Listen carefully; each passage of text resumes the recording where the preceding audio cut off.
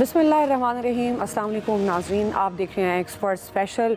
आज के इस प्रोग्राम में हम यूक्रेन और रूस तनाज़े के हवाले से बात करेंगे और साथ ही प्राइम मिनिस्टर इमरान खान के दौरे रूस के हवाले से। पैनल मेरे साथ मौजूद है, तारुफ करा देती हूँ।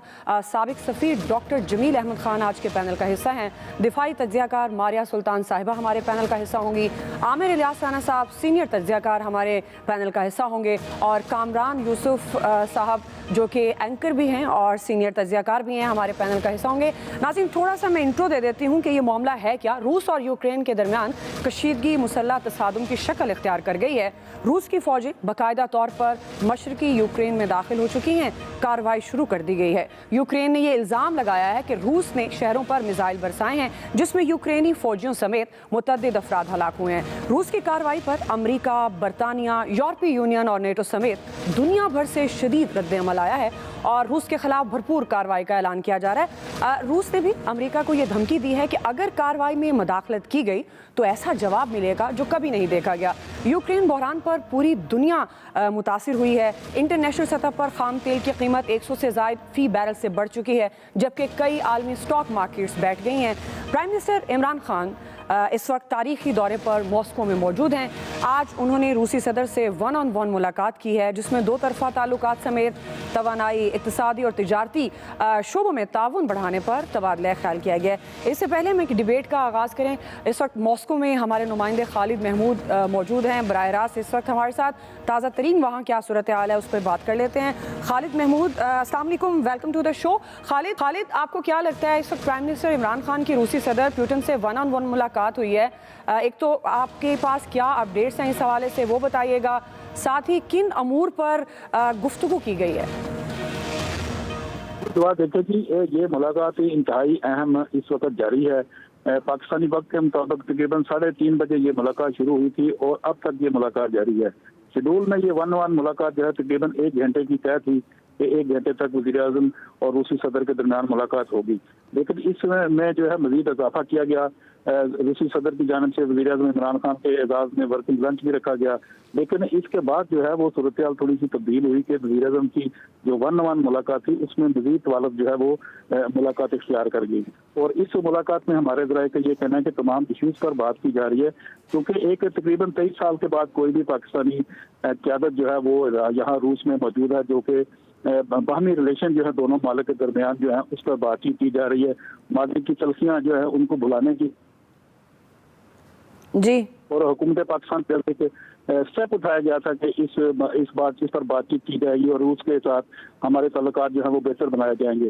तलाक की भी बात हो रही थी, यहाँ पे भी फॉरेन ऑफिस के लोगों ने और जो लोग मीटिंग के लिए जिन्होंने मुशावरत की उनका ये मौक़िफ़ था कि पाकिस्तान अपना मौक़िफ़ इख्तियार करेगा कि वो किसी भी तलाक का हिस्सा नहीं बनेगा और जो भी रिलेशन होंगे किसी मुल्क के साथ वो अपने इनफरादी हैसियत से पाकिस्तान अपने रिलेशन जो है दूसरे ममालिक के साथ बढ़ाएगा। ये उसी सिलसिले की कड़ी है कि आज ये मुलाकात जो है वो तवालुक इख्तियार की जा रही है। अभी तक ये मुलाकात खत्म नहीं हुई, वर्किंग लंच इस वक्त जारी है। ताहम उसकी जो आउटपुट है वो आहिस्ता आहिस्ता आना शुरू हो रही है कि पाकिस्तान और रूस के दरमियान जो रिलेशन है उनको मजबूत करने की बात की जा रही है। तिजारत के फरोग, इस मालिक के दरमियान जो टेक्नोलॉजी है उसके तबादले के बारे में बात की जा रही है।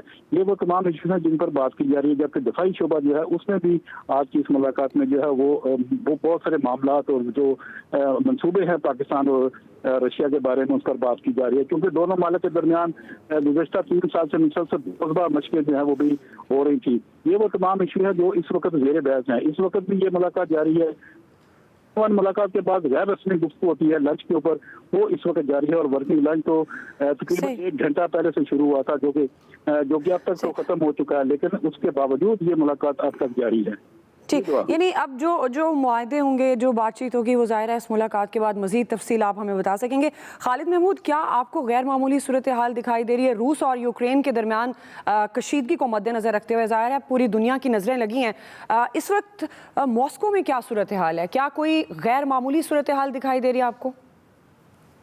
नहीं जी, बिल्कुल यहाँ पे सूरत हाल बिल्कुल डिफरेंट है। जहाँ पे हमने देखा कि मामूल के मुताबिक जिंदगी रवां दवा है, सुबह सुबह ये खबर मिली कि रशिया की जानिब से अटैक किया गया है, लेकिन उसके बावजूद यहाँ पे उसी तरह बिल्कुल नॉर्मल लाइफ जो आज से 3-2 माह पहले हमने देखी, बिल्कुल उसी तरह जिंदगी जो है रवां दवां है। तमाम बाजार खुले हुए हैं, मार्केट खुली हुई है, तमाम रोड्स के ऊपर ट्रैफिक मौजूद है। लोग डिस्कस तो जरूर करते हैं, लेकिन उनको ऐसी कोई किसी किस्म की परेशानी या किसी किस्म की वो ऐसी चीज नजर नहीं आ रही कि उनको कोई किसी चीज का असर हुआ हो कि यहाँ पे कोई जंग लगी है, जंग का समा है। ऐसी कोई सूरत हाल यहाँ देखने को नहीं मिल रही। एक नॉर्मल लाइफ है यहाँ पे, जो 3 रोज कबल थी या कल थी, गुज़श्ता रोज थी, बिल्कुल उसी तरह है। तमाम होटल भी इसी तरह खुले हुए हैं। हम भी जिस होटल में बार बार आ जा रहे हैं वो बिल्कुल नॉर्मल है। कोई शख्सियत जो है वो इस वाक्य को डिस्कस तो जरूर करती है, लेकिन उनमें कोई किसी किस्म की तशवीश नहीं पाई जाती कि इस वाक्य के बाद हो जाए, ऐसा कोई वाक्य हो। अभी तक नॉर्मल लाइफ है, कुछ भी यहाँ पे तब्दील नहीं हुआ। सही है, सही, ठीक है। बहुत शुक्रिया खालिद महमूद, आप हमारे साथ ही हैं। मज़ीद अपडेट्स आपसे वक्तन फ़वक्तन लेते रहेंगे। आमिर साहब, मैं आपकी तरफ आऊँगी, आपसे आगाज़ करूँगी। आप इस दौरे को किस तरह से देख रहे हैं? और चूँकि अब ये दौरा मज़ीद अहमियत का हामिल हो गया है जब हम रूस और यूक्रेनी तनाज़े की बात करते हैं, लेकिन आपको लगता है कि पाकिस्तान इस दौरे से वो मकासद हासिल कर सकता है? जिस तरह खालिद महमूद अपडेट भी कर रहे थे कि बहुत सारे दिफाई मुआहदों पर भी बातचीत हो रही है, तवानाई की, और गैस पाइपलाइन वाला मामला जो है वो भी ज़ेरे बहस रहेगा। आप इस दौरे को किस तरह से देख रहे हैं? जी आमिर साहब।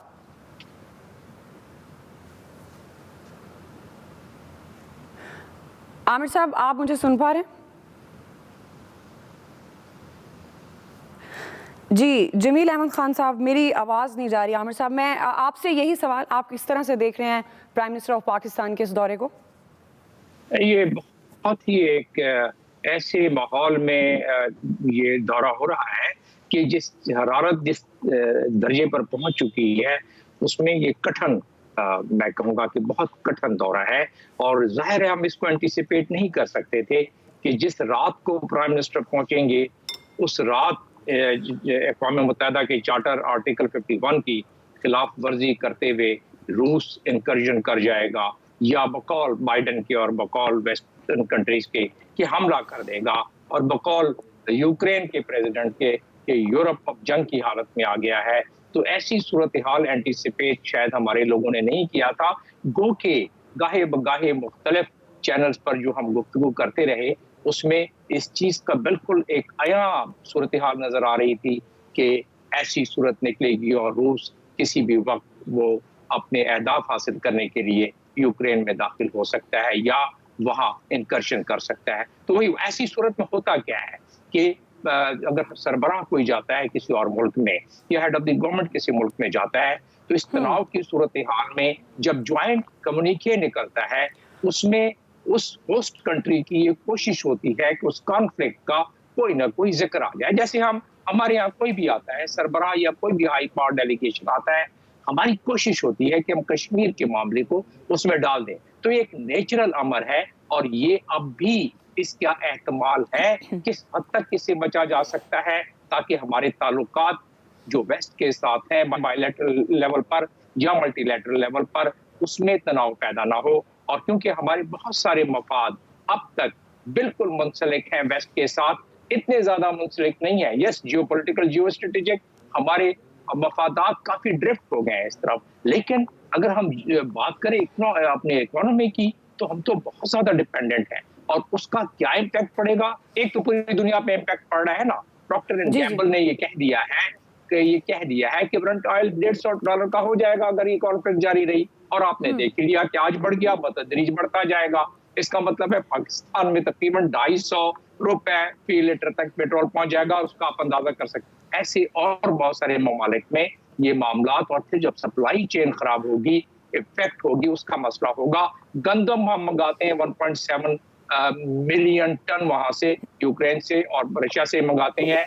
इसी तरीके से बहुत सारे मामलात आ जाते हैं। उस बात पर वापस कि प्राइम मिनिस्टर के इस दौरे में आई ओनली होप कि वो जो फिलबदी तकरीर होती है वो ऐसे मौके पर अगर उस फिलबदी से बचा जाए और जो स्ट्रक्चर्ड पॉइंट्स है जिसको आई होप के अच्छी तरीके से मॉडिफाई कर लिया होगा आज सुबह के एक्सकर्शन के इंट्रूजन के बाद, अगर वो मॉडिफाई कर लिया होगा तो शायद हम मनफी असरात से शायद बच सके। लेकिन इस वक्त we are on the very tight rope और इसका हमें पता नहीं फायदा कितना होता है, लेकिन नुकसान होने का भी एहतमाल है। जहां तक रशिया का ताल्लुक है, अगर मैं आपकी तवज्जो और आपके नाज़रीन के लिए ये बताता चलूं, एक रेफरेंस के तौर पर हालिया दौरा था पुतिन का जो चीन में ओलंपिक्स के दौरान, उस वक्त पुतिन ने बिल्कुल वाज़ेह तौर पर वन चाइना, और चाइना ने पहली मर्तबा ऐसे बहुत कम मौके आए हैं कि चाइना बहुत खुल के किसी दूसरे मुल्क के कॉन्फ्लिक्ट की हिमायत कर सकता हो। चाइना ने, शी जिनपिंग ने बिल्कुल क्लियर यूक्रेन के हवाले से रशिया के फेवर में बयान दिया, और अब दोबारा उनके बयान आ गया। तो कहने का मकसद ये है कि ये हमें खदोखाल नजर आ रहे थे। प्राइम मिनिस्टर की जब दौरा डिसाइड हुआ उसके बाद से, और उससे पहले से चीजें डेवलप हो रही थी, बल्कि 2014 से ही हो रही है, लेकिन अब पिछले दिनों ज्यादा। तो उस लिहाज से अगर देखा जाए तो ये दौरा, मैं समझता हूँ कि हमारी तैयारी हमारे लोग करके गए होंगे, और उन्होंने आज के इस वाकये के बाद उसको मजीद भी उसमें अपनी पॉलिसी के मुताबिक तब्दीलियां लेके आए होंगे। लेकिन मुझे बहुत ज्यादा खदशात है कि हमें अब आपने आज का बयान देखा स्टेट डिपार्टमेंट जो यूनाइटेड स्टेट्स का है, मिस्टर प्राइस जो उनके स्पोक्स पर्सन है, उन्होंने क्या बात की अपने हुकूमत की तरफ से। उन्होंने जब उनसे सवाल किया गया कि प्राइम मिनिस्टर पाकिस्तान के प्राइम मिनिस्टर रशिया में जा रहे हैं, आप क्या तवक्को रखते हैं, तो उन्होंने कहा कि यूएस की पॉलिसी तमाम के लिए बिल्कुल वाज़ेह है कि कोई जमहूरी मुल्क जो भी वो रिजेक्ट करे इस मूव को रशिया के। क्या हम इस बात का एतमाल कर सकते हैं कि प्राइम मिनिस्टर वहां बैठ के उनकी सरजमीन पर उस मामले में क्रिटिसाइज करे, जबकि चाइना और रशिया और शंघाई कोऑपरेशन ऑर्गेनाइजेशन के ममालिक मासिवा इंडिया के, वो सारे के सारे इस मामले पे या खामोश हैं या फेवर में बोल रहे हैं। तो बड़े कठिन मराहल से हम गुजर रहे हैं। बहरहाल देखें क्या होता है। ठीक जी, मारिया सुल्तान साहिबा, खुशामदीद कहूँगी आपको भी। जिस तरह डॉक्टर जमील अहमद साहब कह रहे हैं कि बहुत से खदशात भी हो सकते हैं, मनफी तासुर भी जाता है, उन्होंने बड़ी डिटेल में बात कर दी। आप इस दौरे को किस तरह से देख रही हैं, और साथ ही अगर ये कठिन हालात हैं और अगर पूरी तैयारी नहीं है या उस तरह से आप कन्वे नहीं कर पाते, तो क्या जो मकासद हासिल करने हैं, जो तवक्कुआत हम रख रहे हैं इस दौरे से प्राइम मिनिस्टर के, क्या वो हासिल हो पाएंगी?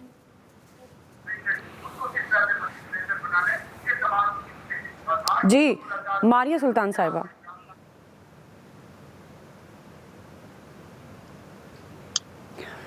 जी कामरान यूसुफ साहब, ऑडियो का कोई इशू आ रहा है, आप मुझे सुन पा रहे हैं? जी मैं सुन पा रहा हूँ आपको। जी आपसे यही सवाल, आपको लगता है जो तवक्कुआत लेकर गए हैं और इस तनाज़े की सूरत हाल में, यकीनन आपने डॉक्टर जमील अहमद की गुफ्तगू भी सुनी होगी, कठिन हालात हैं, तो आपको लगता है वो तवक्कुआत पूरी कर पाएंगे इस दौरे से जो वाबस्ता की गई हैं प्राइम मिनिस्टर साहब को लेकर? देखें, जो इस वक्त की सूरत हाल है, अगर उसको आप सामने रखें तो लगता नहीं है कि वो तवक्कुआत हमारी पूरी होंगी, क्योंकि एक तो इस दौरे का मकसद हमें ये भी समझना चाहिए कि ये दौरा जो है ये एक ऑन गोइंग प्रोसेस था पाकिस्तान और रूस के दरमियान, जो गुज़श्ता आप कह लें कि 10-12 सालों के दरमियान जो एक एफ़र्ट हो रही है कि माजी में हम कोल्ड वॉर की वजह से अपोजिट कैंप्स में रहे, कि वो दूरियां कम होनी चाहिए। और उसकी वजह ये है कि ख़ित्ते में और बैन अवी सतह पर जो तब्दीलियाँ आईं, तो पाकिस्तान और रूस के जो मफादात हैं वो कई जगहों पे अब आपको मुश्तरक नज़र आते हैं। अब जो इस दौरे का बुनियादी मकसद था, जो इसमें कॉम्पोजिशन भी देखें कि जाहिर है कि पाकिस्तान ये खुद कहता है कि हम जियो स्ट्रेटिजिक से जियो इकनॉमिक्स की तरफ जाना चाहते हैं। हम चाहते हैं कि हमारा किसी भी मुल्क के साथ अगर जो ताल्लुकात हों उसकी बुनियाद मईशत पे होनी चाहिए। और रूस के साथ जो हम 2015 से अगर आप बड़े प्रोजेक्ट्स की बात कर लें, तो गैस पाइपलाइन प्रोजेक्ट्स के ऊपर हम बात कर रहे हैं, उस पर ऑलमोस्ट अग्रीमेंट और बहुत ज़्यादा काम हो चुका है। लेकिन जो मौजूदा सूरत हाल है, आपको पता है कि यूक्रेन पर हमले के बाद रूस का, उसके बाद अमेरिका ने और मगरिब ने जो पाबंदियां लगाने का ऐलान किया, और वो मज़ीद पाबंदियां सख्त करेंगे कि जो ताकि सज़ा दी जा सके रूस को। तो क्या ऐसी सूरत में रूस की कोई भी कंपनी पाकिस्तान के अंदर सरमायाकारी कर सकेगी, ख़ास करके जो पाकिस्तान स्टीम गैस पाइपलाइन का प्रोजेक्ट है? मुझे तो नहीं लगता कि ये मुस्तकबिल करीब में कम अज़ कम ये वाला मंसूबा हमें पाए तकमील तक पहुँचते नज़र आता है। और लगता यही है कि इसका हाल वही होगा जो ईरान पाकिस्तान गैस पाइपलाइन का था, उस पर सारा काम हो गया, सारे मुआहदे भी हो गए, सब कुछ तय हो गया, लेकिन क्योंकि ईरान के ऊपर मगरबी दुनिया और ख़ास करके अमेरिका की पाबंदियां थीं, तो बावजूद हमारी ख्वाहिश के हम उस पर अमल दरामद नहीं करा सके। तो जो तवक्कुआत की आप बात कर रही हैं, तो शायद जो मौजूदा तनाजुर में मुझे नहीं लगता कि वो तवक्कुआत पूरी हों। बहरहाल जो इसमें सबसे बड़ा अहम सवाल है वो है यही, बावजूद इसके कि जो वहाँ से तस्वीर आ रही हैं, जो ऑप्टिक्स हैं, अगर यूक्रेन वाला मामला ना होता फिर तो बड़ी ज़बरदस्त थी, लेकिन इस वक्त पूरी दुनिया की जो तवज्जो है वो यूक्रेन वाले मामले के ऊपर है। जो मगरिब है वो रूस को तनकीद का निशाना बना रहा है, उनकी मजम्मत कर रहा है, और हमारे वज़ीर आज़म वहाँ पे मौजूद हैं। और ये भी वैसे कामरान यूसुफ साहब, इससे मैसेज क्या जाता है, इससे मैसेज क्या जाता है कि इस सूरत हाल में प्राइम मिनिस्टर का जो दौरा है वो क्या पैगाम दे रहा है? क्योंकि जबकि आप खुद भी बता रहे हैं यूक्रेन के मामले पर रूस और मगरिब आमने सामने हैं, तो क्या हम किसी और ब्लॉक की तरफ जा रहे हैं? प्राइम मिनिस्टर वैसे वाजे कर चुके हैं किसी ब्लॉक का हिस्सा नहीं बनेंगे, लेकिन आपके ख्याल में ये क्या मैसेज है? देखिए, जो प्रिंसिपल जो पोजीशन हम लेते हैं कि हम किसी ब्लॉक का हिस्सा नहीं बनेंगे, लेकिन अगर आप हमारा कंडक्ट देखें तो उससे नज़र आता है कि कहीं ना कहीं हमारा झुकाव जो है, क्योंकि इससे पहले वज़ीर-ए-आज़म इमरान खान चीन गए, वहाँ पे प्रेसिडेंट शी से मुलाकात की। आपको चीन का भी पता है कि अमेरिका के साथ और बाकी जो मामलात हैं उनका क्या उनके साथ मामलात हैं, और बहुत से लोगों का ख्याल भी है कि रूस के साथ जो कुर्बत हमारी बढ़ रही है उसमें एक चीन का भी किरदार है। बज़ाहिर हम कहते ज़रूर हैं कि हम किसी ब्लॉक का हिस्सा नहीं बनेंगे, लेकिन जो हालिया महीनों में जो सिफारतकारी हमने की है, जिस तरह की खारजा पॉलिसी हमारी रही है, लगता ये है कि हम चीन और रूस के ब्लॉक में कहीं जा रहे हैं। और ये जो दौरा हो रहा है, दो के हमारी नीयत ये नहीं थी जब ये विज़िट प्लान हो रहा था कि शायद उस वक्त यूक्रेन का ये मामला आ जाएगा, लेकिन जो मगरिब की दुनिया है, जो मगरबी मीडिया है, वो कम अज़ कम उसको इसी तनाजुर में देख रहा है कि एक तरफ रूस जो है वो यूक्रेन पर हमला कर रहा है और दूसरी तरफ पाकिस्तान के वज़ीर-ए-आज़म वहाँ पे मौजूद हैं। तो तासुर मगरिब को यही जा रहा है कि शायद हम रूस और चीन के ब्लॉक में चले गए, और यही वो सिफारती चैलेंज है जो आइंदा आने वाले महीनों में और सालों में पाकिस्तान को फेस करना पड़ेगा कि हम ये बैलेंस कैसे करते हैं सारे मामले। जी, मारिया सुल्तान साहब, आप मुझे सुन पा रही हैं? क्या आपको लगता है ये वाकई सिफारती चैलेंज होगा आने वाले दिनों में? क्या हम वाजे कर पाएंगे, या जो तासुर जा रहा है कि हम किस ब्लॉक के साथ हैं? और आप प्राइम मिनिस्टर के दौरे की टाइमिंग को किस तरह से देख रही हैं यूक्रेन रूस तनाज़े को मद्देनज़र रखते हुए? देखिए, पहली बात तो ये है कि इस बात की अक्कासी करता है कि ये हकीकतन तारीख़ी एक दौरा है, क्योंकि आप इसमें ये बात वाज़े कर रहे हैं कि इस वक्त इलाकाई मसाइल का हल इलाकाई ताउन की बुनियाद के ऊपर होगा और इलाकाई मामलात के ज़रिए तय पाएगा, यानी कि किस तरह किस नहज पे वो जाते हैं। रही बात यूक्रेन और रूस की, तो उसमें इसका पस मंज़र देखना बहुत ज़रूरी है, क्योंकि जब आप देखते हैं कि जिस तरह रूस की रियासतें जो हैं वो टूटी थी और बिखरी थी, और उसके बाद जो रूस और नेटो के दरमियान फाउंडेशन एक्ट है उसके तहत ये बात वाज़े की गई थी, जो एक माहिदा था, तहरीरी माहिदा, जिसमें बात वाज़े थी कि यूक्रेन कभी भी नेटो कभी भी यूक्रेन को अपने अंदर ज़ब्त नहीं करेगा और ना ही यूरोप का हिस्सा बनाएगा। लेकिन पिछले 3-4 सालों से आपने देखा कि न सिर्फ वहाँ नेटो ने बारहा यूक्रेन की हुकूमत के ऊपर ये वाज़े करने की कोशिश की कि यूक्रेन को नेटो का हिस्सा बनाना चाहते थे, लेकिन एक दिफाई महाज रूस की सरहद तक लेके आना चाहते थे। और ज़ाहिर है इसका रद्द अमल रूस की तरफ से आना ना सिर्फ नेचुरल था, लेकिन इस बात की भी अक्कासी करता है कि इस वक्त यूक्रेन के अंदर भी दो तरह के लोग मौजूद हैं, एक वो जो इस वक्त रूस के हामी हैं और दूसरी वो कि जो यूरोप और नेटो के हामी हैं। और अगर आप क्राइमिया की जो है रेफरेंडम की बात करते हैं, या जो मशरकी यूक्रेन की पिछले दिनों में, तो आपको ये चीज़ नज़र आती है कि वहाँ के जो लोग हैं उन्होंने ये बात वाज़े की कि वो रूस के साथ खड़ा होना चाहते हैं। तो ऐसी सूरत हाल में ये बात तो वाज़े है कि गैर इलाकाई ताकतें, बिलखसूस नेटो की जो आमद है वो इस खित्ते में शायद इतनी ज़्यादा खुशदिली से नहीं देखी जाएगी। और दूसरी जो चीज़ देखने में नज़र आ रही है वो ये है कि इस वक्त संजीदगी से पहली दफ़ा खित्ता एक दूसरे के साथ ताउन बढ़ाने की बातचीत भी कर रहा है, क्योंकि हमने बातचीत तो बहुत की, चाहे हम SCO के मेंबर थे, चाहे बाकी तमाम चीज़ें, लेकिन मईशी राहदारी के लिहाज से दोनों तमाम ममालिक के दरमियान जो ताल्लुकात थे वो उस नहज पर नहीं थे जिसमें आप ये कह सकते हैं हकीकतन कि जो इस खित्ते के जो मामलात हैं वो खित्ते की लीडरशिप के पास हैं। ये जो दौरा है आपको एक तरह से उस जो है ना सिर्फ सूरत हाल की तरफ बल्कि उस जो सलूशन है उसकी तरफ ढकेल देगा। तो मारी साहब, आप समझती हैं कि इस कॉन्फ्लिक्ट में जो रूस और यूक्रेन का है, पाकिस्तान कोई किरदार अदा कर सकता है? नहीं, हम कोई करारदाद नहीं अदा कर सकते क्योंकि पहली बात तो ये है कि यूक्रेन जो है रूस का एक वक्त में हिस्सा रहा। उसके बाद जिस तरह वो रियासत बाहर निकली वो भी रूस की जो है एक्सेप्टेंस के बाद निकली। और उसके बाद ये जो माहिदा तय पाया था रूस और नेटो के दरमियान, ये एक बुनियाद थी जिसके तहत तमाम डिसइंटीग्रेशन प्रोसेस 1990 के अंदर सोवियत यूनियन का किया गया। अब अगर उसके अंदर असर रसूख फौजी नौयत में तब्दील होता है तो ये रेड लाइन थी रूस की तरफ से जो रूस ने वाजे की।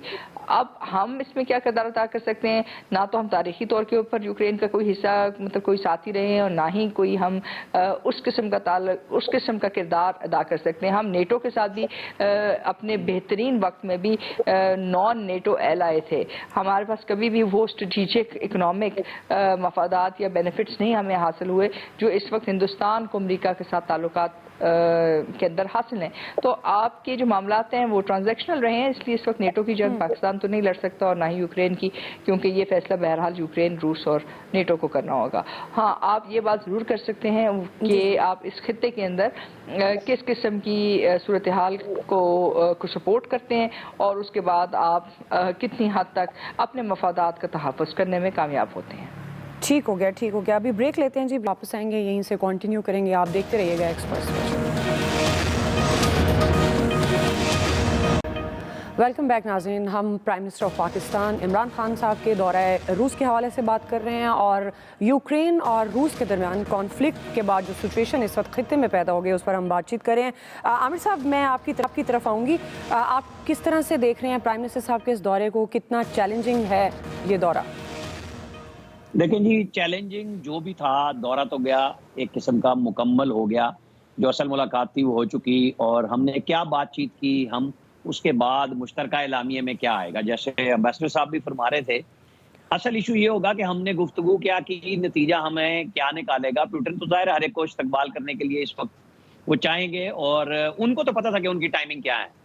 अगर हम फोर्सी नहीं कर सके तो ये हमारे फॉरेन ऑफिस जो कभी आज़ाद नहीं रहा, उनके लोगों की और बाकी सब लोगों की एक पक्की नाकामी है कि वो अगर तैयारी नहीं करा सके प्राइम मिनिस्टर को और कोई ऐसी बातचीत हो जाती है। देखिए, गैस पाइपलाइन पे सारी दुनिया बात कर रही है, ईरान में हम कामयाब नहीं हो सके, सैंक्शंस वाली पार्टियां हमारे साथ थी, अब भी ऐसा ही होगा। हम ना यूरोप को छोड़ सकते हैं, ना अमेरिका को छोड़ सकते हैं और ना ये काम अवामी जज्बाती तकरीरों से होना है कि ट्वीट कर दिए जाएं कि हम एक आज़ाद खारजा पॉलिसी की तरफ जा रहे हैं। हम हर तरफ से पैसे मांगते हैं, कौन सी आज़ाद खारजा पॉलिसी है? सऊदी अरब पैसे देते हुए कहता है अगर कहीं से आप डिफॉल्ट करके पैसे आप हमें वापस करेंगे। अच्छा, अमेरिका, यूरोप, सारी दुनिया में ओवरसीज पाकिस्तानी हैं जो इस वक्त हमारा सबसे बड़ा सरमाया है हर तरह से। हम क्या उनको लूज कर सकते हैं? हम नहीं कर सकते। हमारा फॉरेन ऑफिस खामोश है, मजबूर भी है, खामोश भी है। हम इस सिचुएशन पे बयान नहीं दे सके। इंडिया ने एक पोजीशन ली है, अच्छी या बुरी उसको दुनिया मानती है, हमें नहीं मानते। हमारे गले पे तो 4 मार्च को फैटफ आया पड़ा है और IMF ने मजीद हमें शिकंजा कसना है अगर हमारी तरफ से किसी किस्म की कोई लूज बॉल मिल गई या मुश्तरका एलामिये में आ गई तो किसी ने हमसे सुनना नहीं है, पूछना नहीं है, बल्कि हमारे लिए वो दांत तेज करके बैठे हुए, आरी छुरी लेके बैठे हुए। बहुत मुश्किल सिचुएशन में प्राइम मिनिस्टर का दौरा है और ये कामरान बिल्कुल ठीक कह रहे थे कि ये दौरा कोई आज चंद महीनों की बात नहीं है, ये आबियारी की गई है कई सालों पे। ये स्टेट ने किया है, जितने सदर वजीर आजम हमारे आए वो लुक ईस्ट की तरफ जाते रहे। नवाज शरीफ के इतने सारे जो दौरे थे वो सब यही थे। पहले जो सेंट्रल एशिया पे इमरान खान साहब तो उस वक्त मजाक भी उड़ाते थे ना कि यार रोज वहां घुस जाते हैं। ये सारा एक स्टेट का फैसला था कि हमें इन लोगों के साथ ताल्लुकात बनाने हैं और मुस्तकबिल की तरफ से हमें इधर से रास्ते बनाने हैं। लेकिन अब हमारी ये बदकिस्मती है, कुछ भी कहें हम, कि ऐसे वक्त में प्राइम मिनिस्टर वहां हैं जहां यूक्रेन पे हमला कर दिया गया और हमें दुआई करनी चाहिए कि कोई ऐसी कच्ची बात, लूज बॉल ना डाली हो। वैसे तो वो फास्ट बॉलर हैं और आगे से चेस के प्लेयर हैं जो बहुत अच्छा खेलते हैं।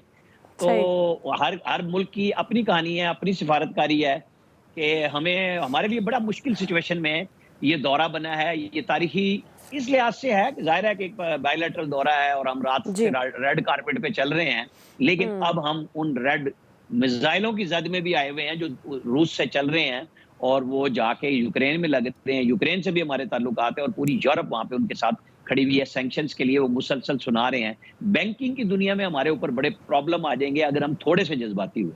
बहरहाल अल्लाह खैर करे कि हम किसी तरीके से रशिया से जो मुश्तरका एलामिया जारी होना है जी, वो बहुत क्योंकि वहां पे वो तो चाहेंगे ना कि जब हम यहाँ पे हर एक बंदे की वो जो बात पहले भी हो रही है कि कश्मीर पे हम सबसे बात करते हैं, तो उनका आज मसला ये है कि आप हमारे साथ खड़े हैं। वो ये तो नहीं कह मैं कह सकता कि वो कहेंगे कि आप हमारे साथ हैं या नहीं है, जो जनरल मुशर्रफ के साथ अमेरिका ने किया था और हम फंस जी। गए थे उनके इस बयान पे। यानी वो तवक्को नहीं कर रहे थे कि 7 शराइत जो वो दे रहे हैं, उनका ख्याल था 2-3 मानेंगे और बाकी पे हम कोई बात करेंगे, हम 7 की 7 मान गए। अब हमारे वजीर आजम गए हैं और इसकी कोई मैं ना ये समझ रहा हूँ जो सिचुएशन जैसे थी ना उस तरह की तैयारी मुझे नजर नहीं लग आई पाकिस्तान के अंदर। उसके पहले जो मीटिंग्स होनी चाहिए थी, वो नहीं डेलिब्रेशंस हुई। में चीजें बड़ी क्लियर होती हैं, वो मुझे नजर नहीं आई इस दौरे में। कि सही। वो ना एक अलग से आइसोलेशन का दौरा नजर आ रहा है कि पता नहीं शायद वो पर्सनैलिटी बिल्ड करने के लिए नहीं, ये सही। एक स्टेट टू स्टेट विजिट है। और बिल्कुल हमें दुआ करनी चाहिए कि मुश्तरका एलामिया में हमें ना फंसाया जाए। और रशिया जो चाहता है, देखे ना रशिया का जो इस वक्त सदर है जी, वो जी। चाह रहा है कि रशिया का जो पुराना असर था वो दुनिया पे लेके आए। वो इसीलिए बिल्कुल। उसने पूरी दुनिया की परवाह किए बगैर हमला भी हाँ। किया है। और वो बताना चाह रहा है कि मैं हूं और मैं करके दिखाऊंगा। सही, आप कर सही। लें, लेकिन क्या ये हम कर सकते हैं? सवाल ये है कि हम कहाँ खड़े होंगे, यही सही। हमारे लिए सबसे बड़ा बुनियादी सवाल है। सही, सही। जी, मारिया साहिबा, आप जिस तरह आमिर साहब कह रहे हैं कि ये बुनियादी सवाल है कि फिर हम कहाँ खड़े होंगे, लेकिन ये जो नया वर्ल्ड ऑर्डर सामने आया है यूक्रेन के मामले को लेकर, आपके ख्याल में पाकिस्तान की क्या स्ट्रेटजी होनी चाहिए इस नए वर्ल्ड ऑर्डर को मद्देनजर रखते हुए? देखिए, आपके जो हाथ हैं वो बड़े हद तक, आपकी जो डिसीजंस हैं वो बड़ी हद तक आपका जो रुख है वो मशरक़ की तरफ कर रहे हैं। हाँ, ये बहुत बात दुरुस्त है कि हमारे जो हैं इस वक्त अमेरिका के साथ बहुत सारे जज्बात हैं, हम चाहते हैं हमारी इकॉनमी उनके साथ लिंक्ड है, क्योंकि इस वक्त हमने जो मायशी ताल्लुकात हैं अमेरिका के साथ वो कोई स्ट्रेटिजिक नौइयत के नहीं हैं, वो कोटा सिस्टम के ऊपर बेस्ड हैं, जहाँ आप ज़्यादातर जो आपको जो कुछ भी मरात हासिल है वो अमेरिका के मरहूने में लेते हैं। जब उनका दिल चाहता है आप पे सैंक्शंस लगाते हैं, जब उनका दिल चाहता है आप फैटफ की जद में आते हैं, और जब उनका दिल चाहता है कश्मीर का मामला हो या कोई और मामला हो, आपके ऊपर मुख्तलिफ किस्म की सैंक्शंस रहेंगे। और ये कोई नई बात नहीं है। अमेरिका पाकिस्तान ताल्लुकात के अंदर हम उनके सबसे बड़े जो है सैंक्शनड एलाई का रुतबा जो है हमने बड़े अरसे तक रखा है। लेकिन इस तमाम तर कोशिशों के बावजूद जहाँ हमने अपनी मईशत को अमेरिका के साथ जो है मुंसलिक करने की कोशिश की, हम ब्रिटेन वुड का हिस्सा रहे, हम पाकिस्तान की मईशत को सतह के ऊपर नहीं लेके आ सके। उसमें एक बुनियादी वजह यह थी कि आपकी तमाम तर जो बैन अवी तिजारत है वो डॉलर के ऊपर है। अब अगर आप इलाके की तरफ जाते हैं तो जाहिर है फिर आपको 3 चीज़ें सब्सटेंटिवली करने की ज़रूरत थी। अब ये कितनी हद तक आप करेंगे ये इस दौरे से वाज़ेह होगी। सबसे पहले तो ये कि आपका करेंसी स्वैप एग्रीमेंट्स क्या है, क्या आप वो युआन में बैन अवी तिजारत करने के लिए तैयार हैं, या इलाकाई जो फ्रेमवर्क्स हैं उसके अंदर किस तरह दो तरफा जो है दो ममालिक के दरमियान जो है करेंसी स्वैप एग्रीमेंट्स कर सकते हैं या नहीं।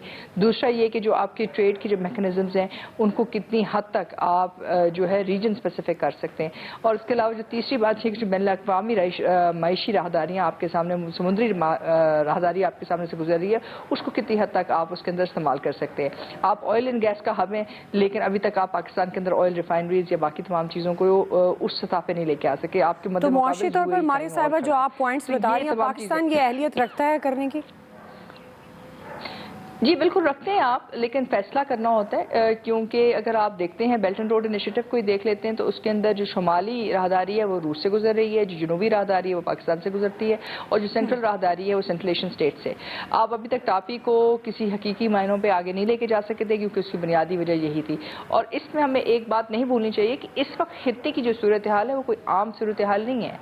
ईरान के ऊपर अमरीका की सैंक्शंस हैं, चीन के ऊपर अमरीका की सैंक्शंस है, अफगानिस्तान के ऊपर अमरीका की सैंक्शंस है, आपके ऊपर आप फैटफ की जरूरत में है, और अगर रूस के ऊपर भी वो सैंक्शंस लगाते हैं और सेंट्रल एशिया के बहुत सारे ममालिक पे भी सैंक्शंस हैं, तो फिर इसका मतलब ये है कि आपने अगर 90% ममालिक के ऊपर सैंक्शंस लगा दी तो फिर इन सैंक्शंस वाली जो दुनिया है इनके पास इक्तिसादी तरक्की के कौन से रास्ते हैं। तो आपको देखना पड़ेगा कि आपके पास क्या चॉइसेस हैं, और इन चॉइसेस के अंदर एक चॉइस रूस है, एक चॉइस आपके पास चीन है, और इसके साथ साथ आपको बहुत सारी साइंटिफिक कोलैबोरेशंस आप कर सकते हैं, बहुत सारी आपके ऑयल एंड गैस के अंदर आपके पास ये मौके हो सकते हैं। ये इस बात पर मुनहसर है कि आप कौन सी यादाश्तें वहाँ साइन करके आते हैं और कितनी सब्सटेंस को आगे लेके जाते हैं, और उसके बाद कितना आप दमखम रखते हैं कि ये तमाम चीज़ें आगे लेके जा सके। लेकिन फैसला हो चुका है, ये सिर्फ आपके कहने से अमेरिका के ताल्लुकात आपके साथ बेहतर नहीं होंगे, अमेरिका को भी आपको हैसियत देनी है, और अमेरिका इस खित्ते में वो हैसियत हिंदुस्तान को दे चुका है। डॉक्टर जमील अहमद साहब, आप क्या समझते हैं पाकिस्तान के पास क्या चॉइसेस हैं, किस तरफ जाना चाहिए, क्या स्ट्रेटेजी होनी चाहिए, नए वर्ल्ड ऑर्डर को मद्देनज़र रखते हुए पाकिस्तान की हिकमत अमली क्या हो सकती है? यह पाकिस्तान के लिए ज़ाहिर है एक बहुत मखमसे वाली बात है कि एक तरफ तो हम कर्जों तरफ तले डूबे हुए हैं। हम 267 बिलियन डॉलर के इंटरनल और एक्सटर्नल कर्जों में इस वक्त उसके नीचे दबे हुए हैं, और वो कर्जे ज़्यादातर लिंक्ड हैं, थोड़ा सा उसका हिस्सा चाइना, बाकी तमाम का तमाम वेस्ट के साथ है। और जब हमारा तिजारत भी इस वक्त यूरोप और साथ में अमेरिका के साथ सबसे ज़्यादा बड़ा वॉल्यूम है, तो ऐसी सूरत में हमारी जो ड्रिफ्टिंग हो रही है जियो पॉलिटिकल लिहाज से, वो तो हो रही है ईस्ट के तरफ, चाइना, रशिया और ये एससीओ कंट्रीज मासिवा इंडिया और ईसीओ कंट्रीज के, तो इनकी तरफ हमारी हो रही है। लेकिन हमारा बनेगा क्या इस वक्त? जो मैंने चंद लम्हे पहले शायद आपके चैनल पे जिक्र किया कि इस वक्त जो प्रॉक्टर गैबल ने अपना तखमीना दिया है कि 150 बिलियन, तो उसमें हमारी जो सूरत हाल होगी, तो उसमें हमारी जो माशी हालत होगी, हमारे लोग क्या उसको बर्दाश्त करने के मुताबिक हो सकते हैं? अगर हो सकते हैं तो हमें तो आज आ जाना चाहिए इस ब्लॉक में बिल्कुल खुल के, लेकिन ऐसा नहीं है। ऐसा जब नहीं है तो हमें ये आहिस्ता आहिस्ता ट्रांजिशन को करना पड़ेगा, और इस आहिस्ता आहिस्ता ट्रांजिशन को ईस्ट की तरफ ले जाने के लिए अभी वक्त दरकार है, डिप्लोमेसी दरकार है उसमें, और बहुत फूंक फूंक के कदम रखने वाली बात दरकार है। इसी दौरे के हवाले से अगर आप बात कर लें, और इस दौरे में अगर कोई ऐसी बात निकल आई या रूस कामयाब हो गया, जिस तरह के एलामिया की बात मैंने भी की और कामरान साहब ने भी, कि उस एलामिया में कोई ऐसी बात आ गई, या जिस तरह जब प्राइम मिनिस्टर इमरान खान वहां उतरे एयरपोर्ट पर, तो उन्होंने गुफ्तगू करते हुए जो डिप्टी वहां उनके आए हुए थे मिनिस्टर, तो उनके साथ कहा कि मैं तो आई एम क्वाइट एक्साइटेड। तो उसको आगे वजाहत शायद करते वक्त पता पड़ जाएगा कि एक्साइटमेंट जब पूरी दुनिया जो है वो मातम कर रही है और वावेला मचा रही है, तो इसका क्या मफ़हूम लेगी वेस्टर्न कंट्रीज इस मामले में? ये तो एक मैंने इशारा दिया है, इस किस्म के बहुत सारे आपको अब आहिस्ता आहिस्ता जैसे ये बंद कमरे की मीटिंग खत्म होगी, उसके बाद चीजें सामने आना शुरू हो जाएंगी कि रशिया इसको कैपिटलाइज किस तरह करता है। इस दौरे को कोई भी मुल्क जो इस किस्म के टेंशन में हो, वो चाहेगा कि दुनिया ठीक है डॉक्टर साहब, मुझे ना ब्रेक लेनी है। जी, ये मुलाकात भी अब ख़त्म हो चुकी है, अब कुछ ही देर के बाद मज़ीद डिटेल्स भी सामने आना शुरू हो जाएंगी। ब्रेक ले लेते हैं, ब्रेक के बाद हम वापस आएंगे। अब खित्ते की बदलती सूरत हाल में खारजा पॉलिसी बड़ी इंपॉर्टेंट है। मौशी पॉलिसी पाकिस्तान की क्या होनी चाहिए, पाकिस्तान के पास क्या क्या चॉइसेस हैं, किस ब्लॉक में जा सकता है या बगैर ब्लॉक के रहकर भी पाकिस्तान की मैशत स्ट्रॉन्ग हो सकती है। कामरान यूसुफ साहब की तरफ जाऊँगी, आमिर साहब की तरफ जाऊँगी, लेकिन ब्रेक के बाद। वेलकम बैक नाज़रीन। कामरान यूसुफ साहब, मैं आपकी तरफ आऊँगी। हम बात कर रहे थे कि पाकिस्तान की मौशी पॉलिसी, खारजा पॉलिसी और ख़ित्ते की जो बदलती हुई सूरत हाल है मद्देनज़र रखते हुए पाकिस्तान के पास आपके ख्याल में क्या चॉइसेस हैं? देखें, चॉइसेस से पहले ये हम बात कर रहे थे अभी जो रूस का क्रेमलिन है, जो उनका सदारती ऑफिस है, उनकी तरफ से बाकायदा तौर पर स्टेटमेंट जारी हुई है, और स्टेटमेंट बड़ी 2 पैराग्राफ पर ही है। वो जैसे कहते हैं कि लेस इज़ मोर, और उसमें उन्होंने जिक्र किया है कि प्रेसिडेंट पुतिन और इमरान खान जो फोकस उनका रहा वो बायलैटरल कोऑपरेशन पे रहा, और उन्होंने तबादला ख्याल किया जो करंट रीजनल टॉपिक्स हैं, नाम नहीं लिया किसी यूक्रेन का, including developments in south Asia. ये बस एक जामे सी स्टेटमेंट जो रूस की तरफ से आई है।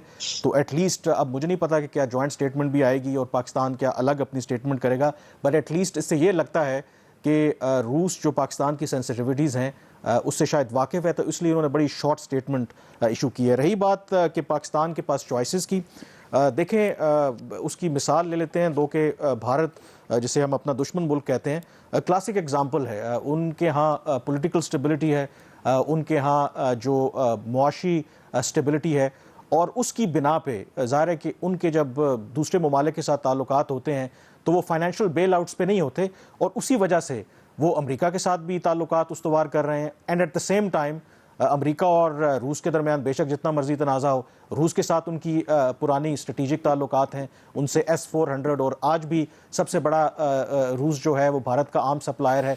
इसी तरह से सऊदी अरब और ईरान की बात करें, भारत के उन दोनों ममालिक के साथ भी बेहतरीन ताल्लुकात हैं। तो रीज़न उसके अंदर ये है कि जब आप फाइनेंशियली तौर पर इंडिपेंडेंट होते हैं और सेल्फ रिलायंट होते हैं, तो फिर आपके ऊपर बैरूनी दबाव नहीं आता कि आप इस कैंप में शामिल हों या दूसरे कैंप में शामिल हों।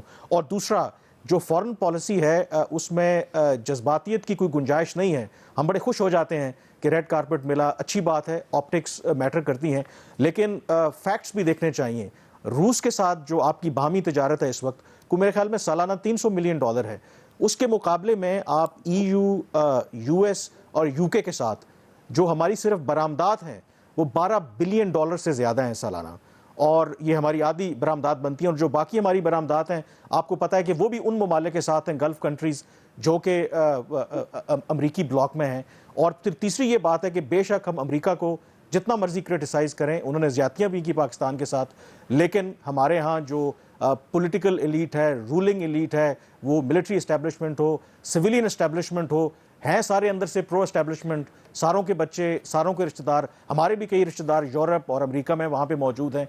तो ये वो रियलिटीज़ हैं जिनको हमें सामने रखना चाहिए, और इन दौरों को सामने रखते हुए शादियाने नहीं बजाने चाहिए कि शायद देखें जी हम चीन और रूस के कैंप में शामिल हो जाएंगे तो चीन और रूस जो हैं वो तमाम हमारे मसाइल हल कर देंगे। चीन और रूस, और खास करके रूस, बड़ी डिफरेंट वो ताकत है। वो कहते हैं कि पैसे आपके पास हैं तो आप हमारे से सब कुछ खरीदें। वक्त खत्म हो गया। आप तमाम मेहमानों का बहुत शुक्रिया।